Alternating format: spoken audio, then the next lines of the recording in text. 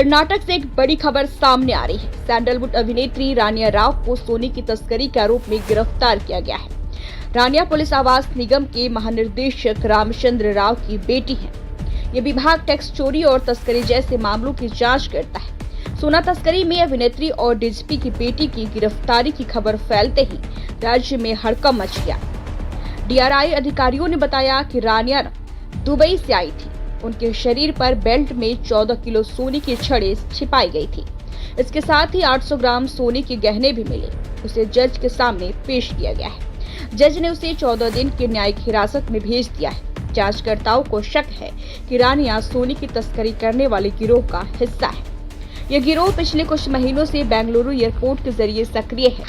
32 साल की रानिया ने कुछ कन्नड़ फिल्मों में काम किया है, जिसमें सुदीप स्टारर माणिक्य और गणेश स्टारर पटाके शामिल बताया जा रहा है। बता दें कि इस साल छापेमारी की शुरुआत से वो 10 से अधिक यात्राएं कर चुकी है।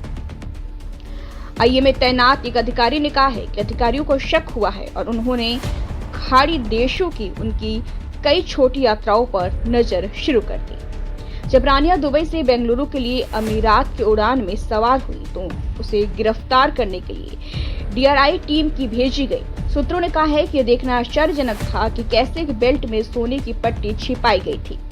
जब वो विमान से उतरी तो बहुत आश्वस्त दिख रही थी और किसी को उस पर शक नहीं हुआ।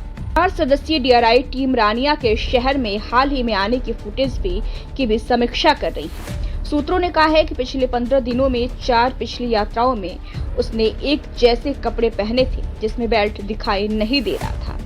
डीआरआई यह पता लगाने की कोशिश कर रही है कि क्या उसने इन सभी अवसरों पर सोने की तस्करी की और वो कुल कितना सोना लेकर आई थी, जबकि उनके सामान की यादृच्छिक और नियमित जांच की जाती थी, लेकिन उनकी कभी भी शारीरिक तलाशी नहीं ली जाती थी क्योंकि उनके साथ एक प्रोटोकॉल अधिकारी होता था। वास्तव में एक सरकारी अधिकारी ने कहा कि वे अपने सामान की जांच कर रहे थे।